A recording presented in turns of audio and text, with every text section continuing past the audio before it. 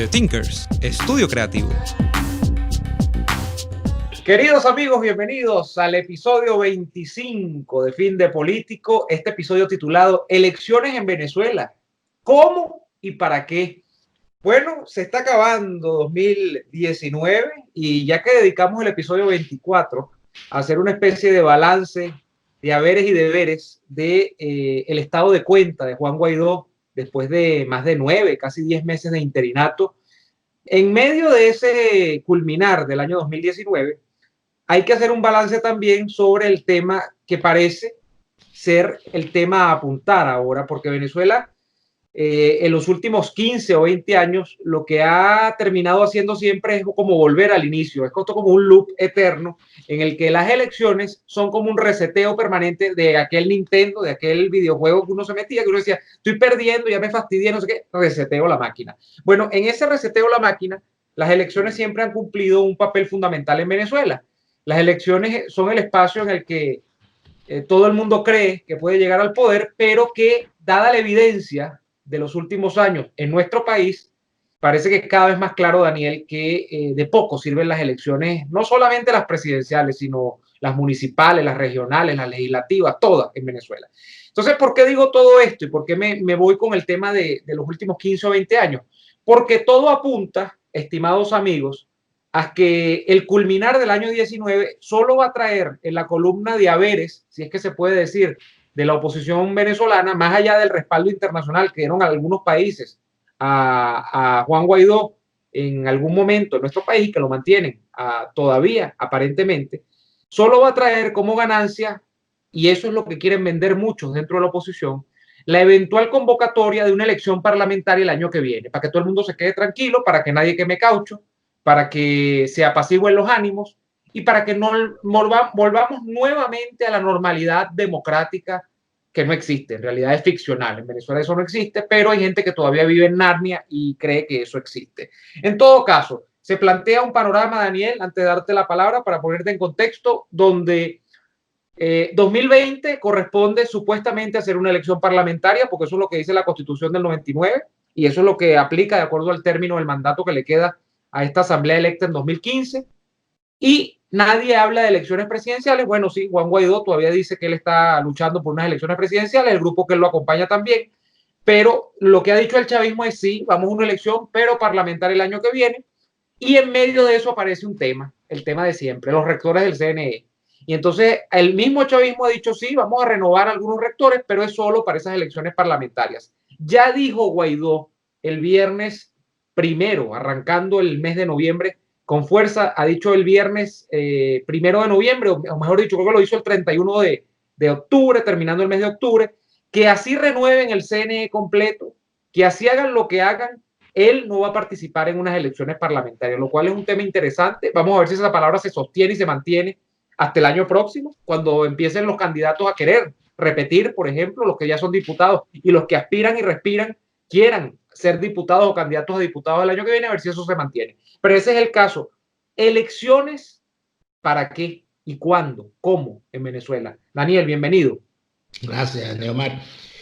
Tengo en mis manos una lectura que hice hace tiempo y que he rescatado para repasar algunas cosas e inclusive entenderlas.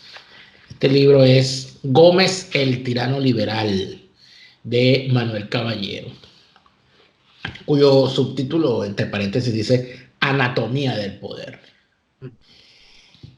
Quería, se lo había retomado porque ¿tú te acuerdas cuando se hablaba de la generación del 2007?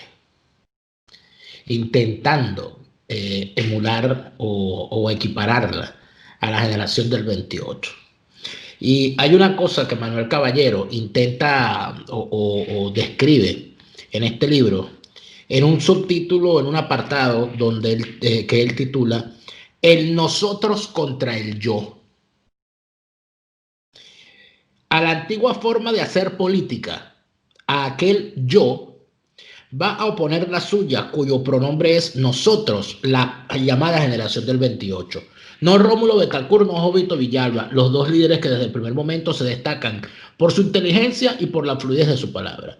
En aquella designación y en esta negación está contenido el primer enfrentamiento del nuevo grupo al viejo. Y hace este del 28 diferente de los movimientos civiles que han tenido lugar desde 1903 y de las algaradas estudiantiles del 14, del 18 y del 21. ¿Por qué traigo esto a colación? Porque cuando él dice acá, en esta negación está contenido el primer enfrentamiento del nuevo grupo al viejo. Aquí caemos en algo que desde mi punto de vista es necesario rescatar y tener presente. Tú no puedes hacer un cambio en una nación como Venezuela si no hay una ruptura entre el presente y el pasado. Porque si hay una continuidad, pues no ha habido cambio. La única forma de que llegue un cambio en Venezuela es que haya una real ruptura. Y esa ruptura no es nada más una propaganda, ni un lema, ni un hashtag en las redes sociales.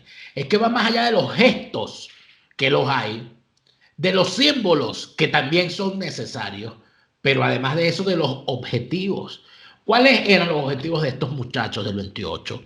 Estos muchachos del 28 no sabían muy bien, no estaban muy bien colocados ideológicamente, muchos de ellos todavía, pero de lo que sí estaban seguros era de que lo que tenía el país en ese momento no era lo que ellos querían para su futuro, que ellos creían que los civiles deberían tener el mando de la nación, que el arbitraje militar debía ser cosa del pasado y que los gobiernos de fuerza debían darle paso a los gobiernos de la razón, donde la gente pudiese escoger a sus representantes y a sus gobernantes, y que esos gobernados tuviesen además la posibilidad de juzgar a sus gobernantes e impedirles seguir ejerciendo el poder cuando ese poder intentaba ser omnímodo. En medio de eso, hay que ir entonces a la gran pregunta. ¿Se ha hecho eso alguna vez en Venezuela? Sí. ¿O es que acaso no fue una ruptura más allá de lo generacional? Lo que se hizo con la guerra civil en la cual se convirtió la guerra de independencia de Venezuela, sin duda alguna. No fue eso lo que se intentó hacer en los procesos posteriores de expulsión del poder de los hegemones de turno. Eso sin duda fue lo que se hizo con Páez, fue lo que se hizo con los antipaecistas, fue lo que se hizo con los antimonaguistas y con los monaguistas, fue lo que se hizo con los guzmancistas y los antiguzmancistas en apariencia. Pero en realidad, el verdadero momento en el que los venezolanos deciden romper, y la ruptura no era del yo, o sea, de cámbiame a Páez por Monagas, cámbiame a Monagas por Guzmán, cámbiame a Guzmán por Crespo y cámbiame a Crespo por Castro, sino era cámbiame el sistema. Y eso no se hizo en Venezuela, duélale a quien le duela, hasta que en el año 45 un grupo de jóvenes civiles, una generación de civiles y una generación de militares dijeron, aquí hay que hacer una ruptura. Que luego algunos se hayan arrepentido, tanto civiles como militares, eso es otra cosa. Pero cuando nosotros revisamos cuáles son los nombres que aparecen en los procesos políticos que arrancan en el 45 o al menos del 36 en adelante, te encuentras los nombres de los muchachos que salieron en el 28, convertidos en un nosotros por encima de un yo. Te encuentras que Suárez Flamerich fue miembro de la generación del 28. Te encuentras cosas como a dirigentes políticos de distintos partidos que venían de la generación del 28. Y finalmente, ¿por qué estoy diciendo esto? Porque desde que arrancó el chavismo, sin duda alguna, era un proceso rupturista, pero en sintonía con lo que tenía el país antes del 45, que era la construcción de hegemonías militares en función del interés de determinados grupos dentro de las Fuerzas Armadas. En el caso del gomecismo estamos hablando de una hegemonía que no solamente era de los hombres de armas, sino que era también una hegemonía regional. Y así lo fue hasta el 45. Pero cuando tú revisas lo que construyó el chavismo o lo que intentó imponer el chavismo, ¿de qué estamos hablando? Estamos hablando de una hegemonía política que lo que buscaba fundamentalmente era evitar a toda costa, que Venezuela pudiese ser de nuevo una nación civil, cívica, con una sociedad democrática. Ahora, si tú dices eso, sí, Si tú dices eso, podríamos llevar ese análisis al tema del chavismo, a los 20 años de chavismo en el poder, porque el chavismo no tiene 20 años como movimiento, sino que tiene 20 años en el poder, intentando tomar el poder. Quizá tú lo sumas y son más de 30 años, más allá del año 92, por cierto. Podríamos redondear casi 35, 40 años, pero bueno, me voy. El tema de 20 años del chavismo en el poder no han, Daniel, salvo algunos hitos en estos 20 años, no han planteado realmente ningún momento de ruptura, y me explico, para tratar de sacar al chavismo del poder. ¿Cuál fue el momento de ruptura de alguna manera más determinante de los últimos 20 años? El 11 de abril del año 2001. Y hay que decirlo por 2002. 2002, yo siempre se me olvidan los años. ¿Por qué digo esto? Porque el 11 de abril sí se produjo una grandísima manifestación de calle, que era una protesta popular que prendió en toda Caracas y, por cierto, en toda la República. Fue una protesta no solo encapsulada en Caracas, pero además el momento de ruptura fue marcado por el pronunciamiento militar. Cuando los militares deciden, mira, esto no va más, árbitros al fin de la situación política venezolana, ellos deciden que no va más. Y cuando ellos deciden 2 días después, 48 horas después, o quizás menos de 48 horas después, es que Carmona no va más, es que Chávez vuelve al poder. Entonces, ese es el único momento de ruptura, porque luego, ¿qué ha pasado? Con quienes Pero tú estás seguro que es un momento de ruptura, porque lo que yo creo y de lo que estoy seguro es que el chavismo no es otra cosa que la reafirmación del poder militar por encima de la sociedad democrática, y por esa sencilla razón el 11 de abril no fue otra cosa que llevarle agua al molino del sistema chavista, porque lo que hiciste fue agarrarte a unos militares para sacar a otros militares y convertir todo eso en una militarada, y así empezó y así terminó. Claro, pero bueno, primero no podemos saber si era ruptura o no realmente. No, ahí había muchos proyectos y muchos presidentes, no cada uno podemos tenía saber uno si bajo era, el brazo. mira, no podemos saber si era ruptura o no porque no gobernaron. Más allá de gobernar 24 horas, 20. Pero discúlpame, la sola gestión de las 48 horas que esa gente estuvo oliendo el poder y entrando en Miraflores, da cuenta de qué era lo que querían hacer, de cuál era su verdadero objetivo. O sea, ahí estamos hablando simple y llanamente de una facción militar opuesta a otra facción militar, y en esa guerra de facciones militares un sector importante del mundo civil venezolano, empresarial, económico, financiero, social, etcétera, se montan a hacer dentro de esa gran controversia militar, a intentar mediar. En efecto, pero todo esto, ¿por qué te lo digo y para dónde voy con todo esto? Porque yo todavía estoy esperando que me digan cuál es la propuesta de ruptura que tiene el gobierno interino encabezado por Juan Guaidó. Bueno, eso estaba sintetizado en 3 pasos. Lo que pasa es que una cosa es hacer el resumen y otra cosa es el manual operativo. ¿A ti te parece que era una ruptura, la ruta planteada por Juan Guaidó del cese, la usurpación, gobierno de transición y las elecciones libres? ¿Tú ves en eso una ruptura del sistema? Así como en el 45 se buscó romper el sistema gomecista, eso que llamaba Betancur el sistema de elección por la paloma paráclita que bajaba el Espíritu Santo, convertido en una paloma blanca y se posaba sobre el andino que iba a ser el próximo presidente. ¿Te parece que eso que se hizo en el 45 de romper ese sistema, que no volvió más? Pero ¿cómo se rompió en el 45, Daniel? Pero entonces aquí estamos en una trampa porque... En el 45 se rompió por golpe. O sea, claro, por un golpe, pero es que la cuestión... Entonces tú me estás diciendo vaya el golpe. ¿Y el golpe quién lo hace? El golpe lo hacen los militares. Entonces, si aquí tomamos la vía militar como la única posible y ese es el único camino de ruptura, pero tú a la vez me dices que no puedes tomar a los militares para un golpe, porque eso sería reafirmar el proyecto político del chavismo, que además es un proyecto político que continúa la vía de la hegemonía militar sobre la política venezolana, que eso es tan viejo como el siglo XX venezolano, siglo XIX venezolano. Entonces estamos en una trampa porque no hay posibilidad de crear un camino de ruptura real.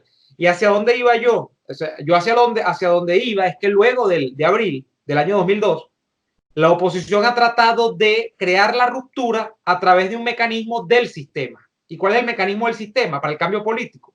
La elección presidencial, la elección de gobernador, la elección de alcalde, la elección de diputados, Eso con momentos de variable intensidad, donde por momentos se abstienen, por momentos participan, pero a fin de cuentas lo que ocurre es que la elección nunca, pero escúcheme bien, nunca ha sido mecanismo suficiente para salir del chavismo. Me voy a explicar. Con el año 2015, cuando aquí se dice, bueno, es que si votamos todos podemos, y si defendemos el voto cobramos, y si cobramos además cambiamos el sistema. El año 2015 es la constatación de que el chavismo creó los anticuerpos dentro del sistema para que ni siquiera utilizando la figura del fraude electoral, la figura de la trampa pura y dura clásica en toda Latinoamérica para robarse las elecciones, que es que tú agarras, por ejemplo, y la voluntad de los electores, de 10 millones de electores, es que este sea el presidente y no sea el que ya viene operando, el dictador de turno, bajo mascarada democrática. Pero ¿qué hace ese dictador de turno el día de las elecciones? Bueno, el tipo agarra y dice, no, los resultados que están en las urnas me los invierte, como hizo Pérez Jiménez en su momento. No, me los invierte y el que sacó más es el número que me vas a poner a mí y lo que saqué yo se lo pone al otro. Es una figura clásica de fraude, ¿no? Bueno, el chavismo creó un mecanismo en el año 2015 que ni siquiera tiene que apelar a eso, sino que más bien reconoce que ha perdido, lo reconoce a regañadientes, ya lo hizo Chávez, por cierto, antes de eso con el tema de la reforma. Y entonces, ¿qué es lo que hace a continuación? No asume las consecuencias de haber perdido la elección. Chávez lo hizo ratificando la voluntad de la reelección indefinida a través de la enmienda que no había podido conquistar en la reforma 2 años antes, en 2007, lo repite en 2009 con una edulcoración además que le tira caramelitos a los gobernadores porque les permitía reelegirse, y allí asume que lo que pasó en el 2007 no pasó. Y lo mismo hace el chavismo en el año 2016, cuando entra la flamante gestión de Henry Ramos Alú como presidente de la Asamblea Nacional y dice a través del TSJ, yo no voy a asumir que estos tienen ni los 2/3 ni tienen competencia si no tuviesen los 2/3. Me voy a pasar la Asamblea Nacional por el arco del triunfo.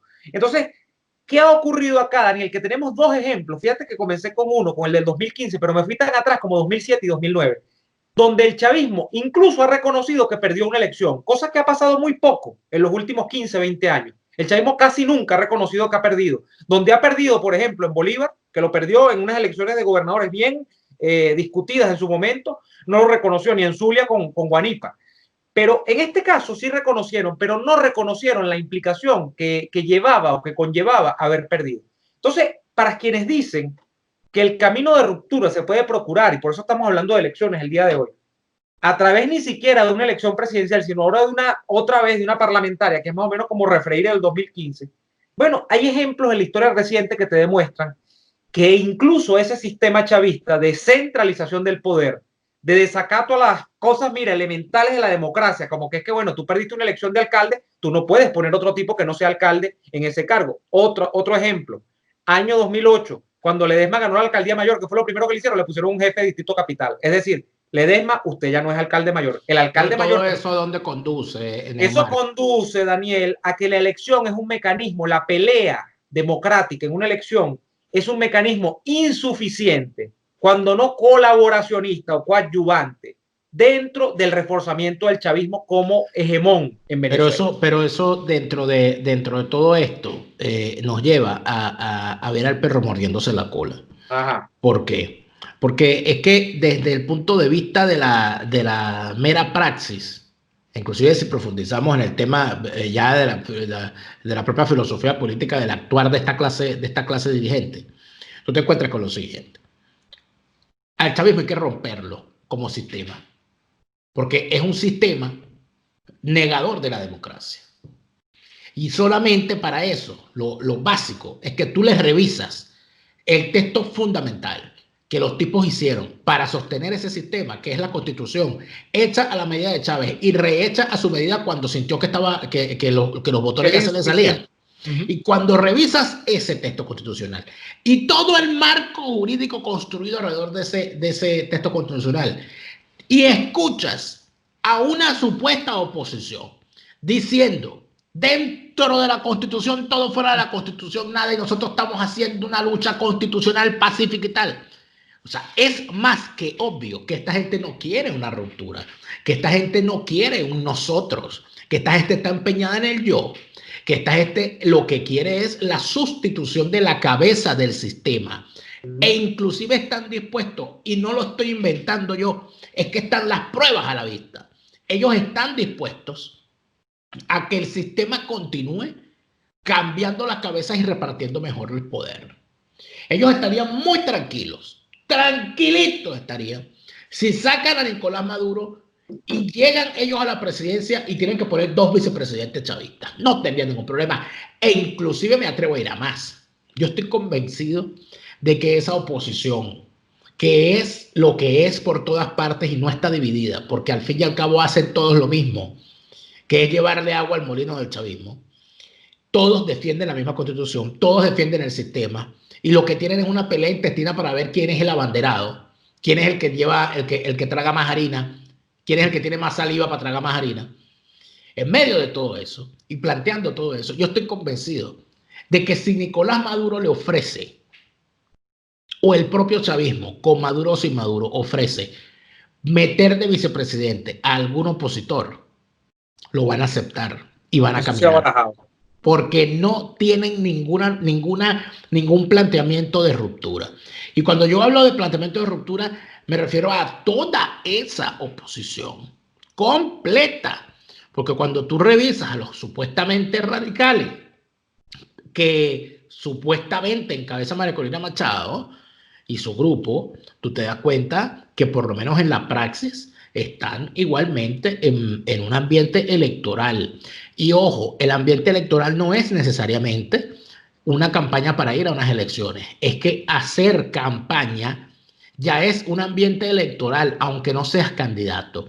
Si tú andas recorriendo el país con una gente con unas camisitas de tu partido, con unas banderas de tu partido, besando viejitas, cargando muchachitos, dando discursos elaborados y posicionándote en todo esto, eso es que tú estás actuando, porque tú vas a una elección que no es la de hoy, no es la de mañana, no es la de pasado, pero tú estás haciendo campaña, porque sabes que en algún momento, o aspiras, que en algún momento te va a corresponder a ser el abanderado. Entonces, a mí me parece que lo que ha hecho... Hacer, ¿no? Algo tienen que hacer los políticos, ¿no? Bueno, algo tienen que hacer los políticos. Si quieren ser de verdad parte de la solución, que es romper, hacer la ruptura, no deberían estar haciendo lo que están haciendo, porque para variar está probado y comprobado que eso que están haciendo es lo mismo que han hecho durante 20 años y no les ha servido. Bueno, sí, yo sabes que con ese tema de los recorridos nacionales y de lo que ha llamado mucha gente campaña, yo sí en ese tema no he querido meterme porque yo me pongo a pensar y yo digo, bueno, algunos creen que sí, que van a una elección y las elecciones competitivas en este país a este momento son una ficción, como ya lo hemos dicho en otras ocasiones. Pero eso lo pienso por un lado, pero por el otro digo, bueno, ¿y si no, qué van a hacer? Tienen que, obviamente, ir al país para buscar algún contacto con la gente, hablarle a la gente, tal. Y yo en esa sintonía lo podría comprender.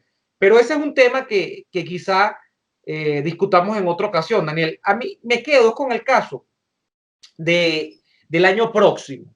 El año próximo, entonces tenemos en la bandeja el tema del CNE. Y esto se convirtió, incluso Juan Guaidó ha dicho, no, yo tengo los 2/3 de la Asamblea para nombrar el nuevo CNE, pero es para la elección presidencial. La elección presidencial, amigas y amigos, lamentablemente, yo no la veo en estos momentos como una posibilidad factible. El chavismo está cerrado a permitir una elección presidencial. Y si eso es así, Guaidó no tiene, y ha demostrado, ni Guaidó ni ningún partido de la oposición, no tiene ningún músculo autónomo para imponerle condiciones a nadie el año próximo y decir, no, es que la elección que está pautada no es la parlamentaria, sino que vamos a la presidencial, porque bueno, porque es lo que corresponde. Yo estoy de acuerdo. Ojalá fuese una elección presidencial, pero una elección de verdad, porque si algo hemos analizado acá es que no ha ocurrido una elección real en mucho tiempo en Venezuela y que incluso una elección presidencial sin condiciones reforzaría el sistema, que es lo que tienen que tener muy en cuenta quienes buscan este tipo de información. Pero más allá de eso, entonces está el tema del CNE. Yo tengo los 2/3, dice Guaidó. Yo he fijado mi posición. Nosotros, Daniel, generalmente no nos pelamos cuando predecimos que va a ocurrir algo en el acontecer político venezolano. Y yo creo que esos 2/3 no están. O sea, en la Asamblea el chavismo le seccionó, le mochó los diputados de Amazonas a la oposición. Después hubo unos diputados que incluso ni fueron más porque algunos están perseguidos, otros no están tan perseguidos, pero les dio flojera seguir yendo a las sesiones, no están allí, se fueron del país, algunos otros, unos por persecución, otros no por persecución, sino por comodidad. Bueno, cada quien a lo suyo.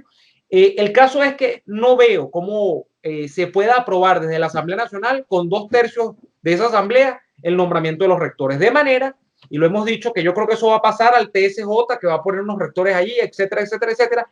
Y lo que lamento es que creo, Daniel, nuevamente, que nosotros el año próximo vamos a volver a ver la misma película de cine millonario los domingos por Venevisión, donde ya no sabemos la película de comienzo a fin, pero por alguna razón, quizás porque no tenemos cable, porque no tenemos otras opciones que ver en el televisor, caemos en ver la película otra vez. Y la película es creer que el instrumento que se está planteando es válido, es funcional y es efectivo, y que va a ser acatado, además, que los resultados del instrumento van a ser acatados por la contraparte, en este caso el chavismo. Y es creer que el año próximo, aquí entro con el tema incluso filosófico, moral de la gente, de voto o no voto, del año próximo, ¿qué voy a hacer? Bueno, porque si no voto no hago nada.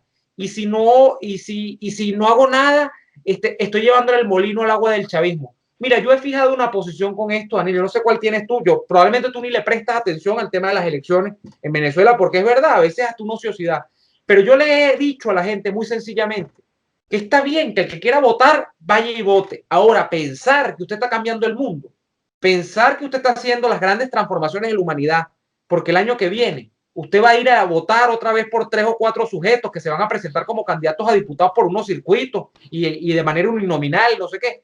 Eso es mentira, y más mentira todavía es pensar, uno, que el resultado que se va a dar al fin del día es un resultado correspondiente con la voluntad de los que, queriendo o no, vayan a votar ese día. Y número dos, que aun cuando se dé un resultado, ese resultado va a ser respetado por el chavismo. Eso es una ficción total, y sobre eso es que yo me quedo. Lamento muchísimo, Daniel, yo lamento muchísimo que se hayan ido 11 meses del año y en Venezuela Barbados, Oslo, diálogo por aquí, Grupo de Lima por allá, Unión Europea, Bolsonaro, Duque, Trump, y no se haya podido, bueno, Guaidó en Venezuela, porque empezaba a hablar de una película y que habla del protagonista, no se haya podido crear una estructura para realmente procurar una solución al problema venezolano.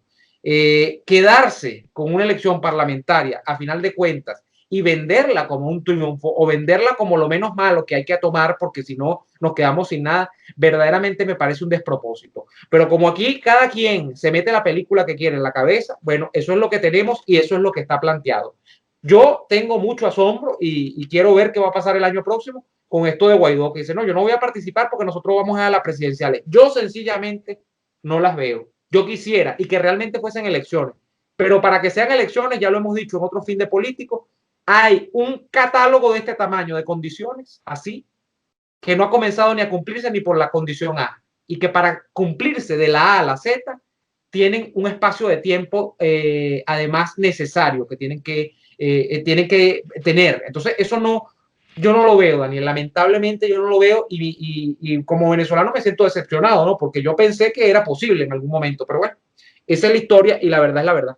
En la ñapa de hoy vamos a hablar de los que sí van a las elecciones, los que sí quieren elecciones. De eso se trata la ñapa de hoy. Pero ya culminando esta ráfaga de tu canal de hoy, debo decir que el gran problema es que tenemos una clase política que lo que quiere es hacer política electoral.